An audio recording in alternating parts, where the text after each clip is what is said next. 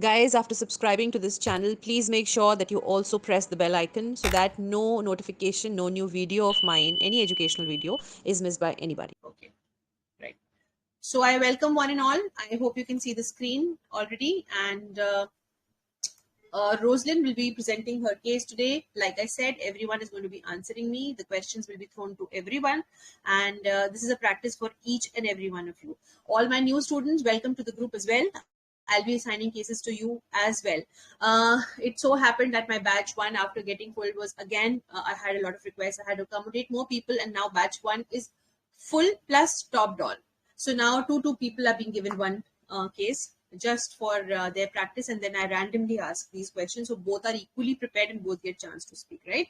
And I'm planning the same thing. If I have more students, then this is how I'm going to accommodate them. Any more, I don't think I'll entertain. All right, Rosalind, welcome to the class, and you can start your presentation. Let's start with the slide.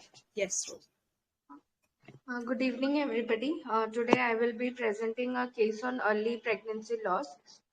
So my patient, Mrs. A, wife of Mr. A, she resides in Rishra, a small town in West Bengal, aged 28 years. She is gravida 2, parity 0, abortion 1, a homemaker by occupation. She is married for last 3 years.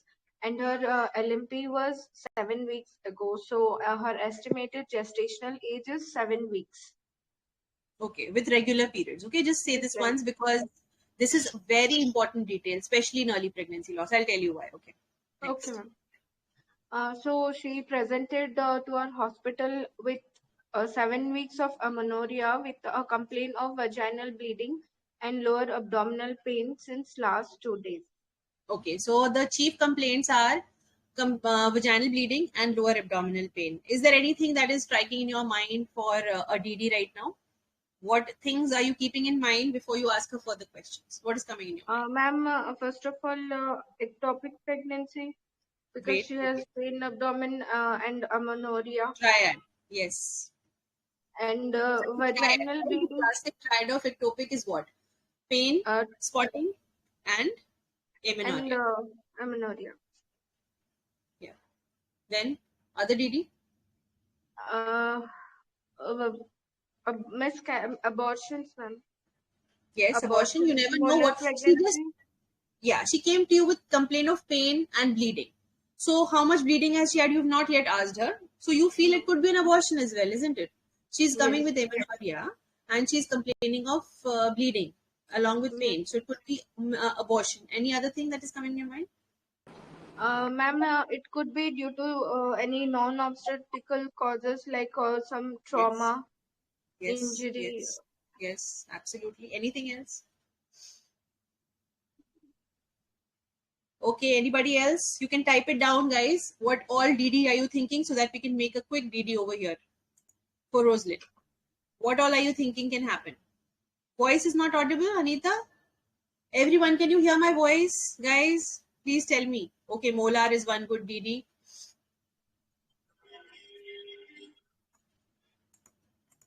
So here, just for everyone's sake, I'm writing down the DD. So it could be early pregnancy. It could be abortion. It could be ectopic. It could be molar. Oh, okay. Okay, what else? Yes, anyone? Yeah, polyp, very good. These are all non-obstetric causes. Yes. Malignancies, yes. You can say local causes and malignancies, of course, yes. Anything else? Yeah, trauma, great.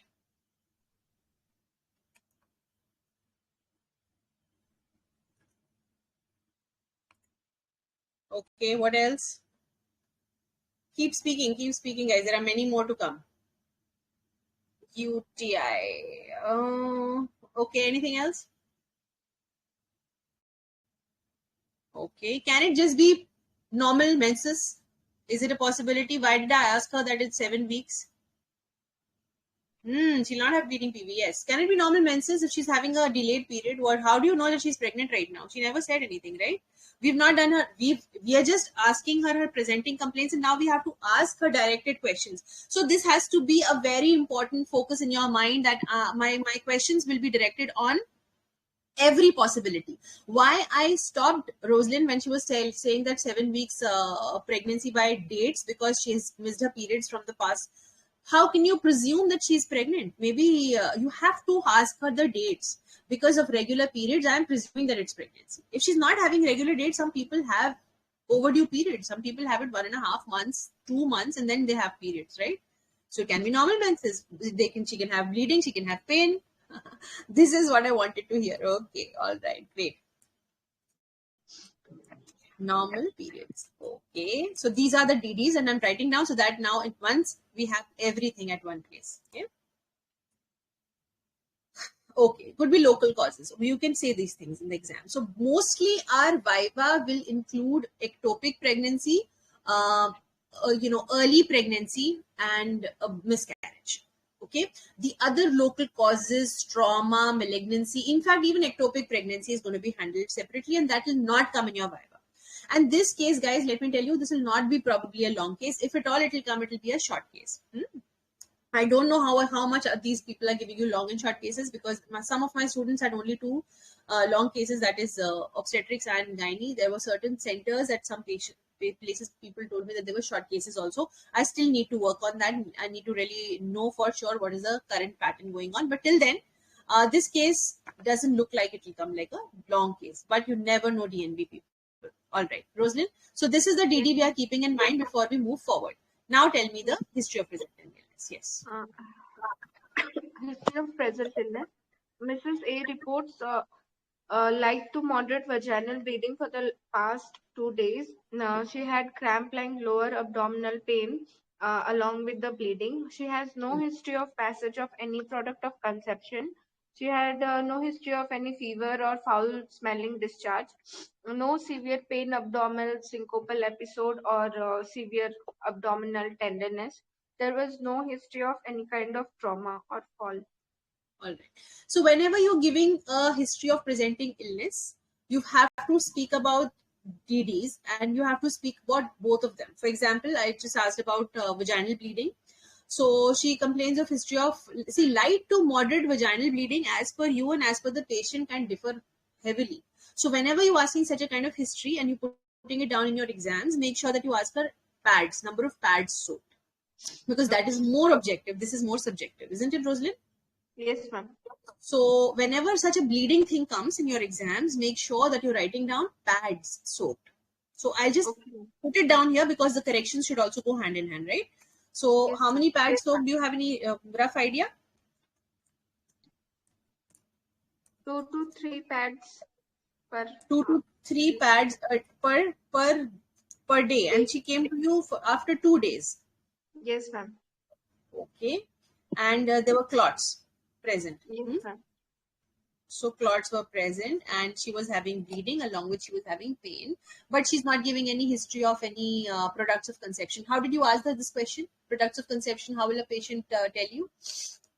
Ma'am, we will ask her if she could see any tissue-like thing coming out of her vagina.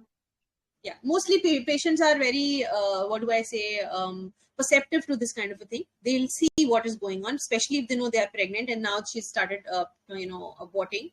So they'll be very attentive to what's being passed. Many patients, they bring the pads and then they show you photographs and all that, so they are very intuitive to all these things. So yes, you can ask this question, but you have to be answerable in your exams, because the examiner will ask you this question. How did you ask this to your patient? That how did you pass products of conception? You have all kind of patients.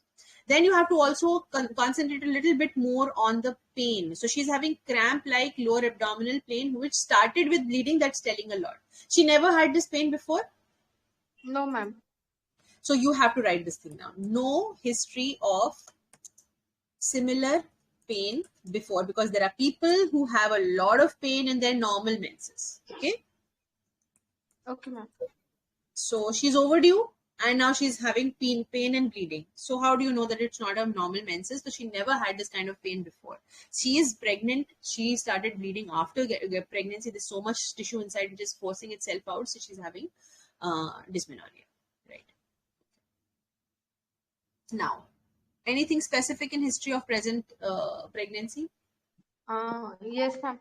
Her pregnancy was confirmed 2 weeks ago, and she confirmed it by a urine pregnancy test kit at home, and it was a spontaneous conception. She had not done any antenatal checkup yet, and this was her first time visiting to the hospital during this pregnancy. Initially, So, she had yeah. nausea, breast tenderness, and fatigue around her 5th week. These symptoms started reducing over the past few days before. Okay, nobody is She's not. interested in that. Mostly, the examiner will be interested in one thing, that she's confirmed this pregnancy or not. Because then in that case, one of my DDs is now gone. That is, it could be just an overdue period. That thing is gone now, right? Second thing, I'll be interested in whether any ultrasound is done up till now. That will be my second important question. So that thing, we know that she's got no prior visit, so no ultrasound is done, right? No, ma'am. And apart from that, she's not had any syncopal episode or something, because I'm also ectopic minded right now, so that thing is also gone. And you already told me there's no history of trauma or whatever, so that is again, yeah. And she's not shown anywhere, but she's taking. She's not taking folic acid. Not So, taking any folic acid. okay, all right. Now, her obstetric history is her previous pregnancy. She had it was a spontaneous pregnancy, and she had a spontaneous abortion at the 9th week of gestation, and it was managed conservatively. During her previous miscarriage, she had no history of any kind of excessive bleeding or infection during In previous pregnancy. her Okay. first And miscarriage. managed conservatively, that means she bled herself, and then you called her back again to see whether Yes, ma'am. all right. So that is one history. Now this is the second time she's having a similar episode. Now Yes, it's 7 ma'am. weeks. Okay. Her menstrual no contraception was used. Okay. Menstruation history, she used to have Sorry, regular. one thing more, Rosalind. How long back was that? Spontaneous abortion at 9 weeks. When was that? Year, month. Ma'am, When? before 1 year. 1 year back. See, that is also important. When did she had? Because that gives you an idea as to whether the patient is, conceiving again and again. Is she taking any contraception? These things are important. Okay, DNC was not done, so these are certain important things that you need to know, whether it was a spontaneous abortion or not. This thing, spontaneously. Sometimes what happens again? Every time mention UPT was done and UPT was positive, or pregnancy was confirmed by what? You need to show to the examiner that every time that patient came with a history of abortion, you confirmed that it was pregnancy. It was not an overdue period. Always have that DD in your mind, guys. Let me tell you that in early pregnancy laws, it's a very important, point, that the pregnancy was confirmed. Sometimes it's just an overdue period, and you just had a period. Maybe it is not a pregnancy. Okay, so mention this thing, that spontaneous abortion, 9 weeks gestation, pregnancy was confirmed by UPT, or pregnancy was confirmed by ultrasound, managed conservatively. And when was this? Preferably write down the month and year. And if she's not able to tell you, then 1 year back is also going to do. No problem. Okay. But at least mention how long back was that. Okay, and she had a regular menstrual cycle. Again, very important point. I've already told you about.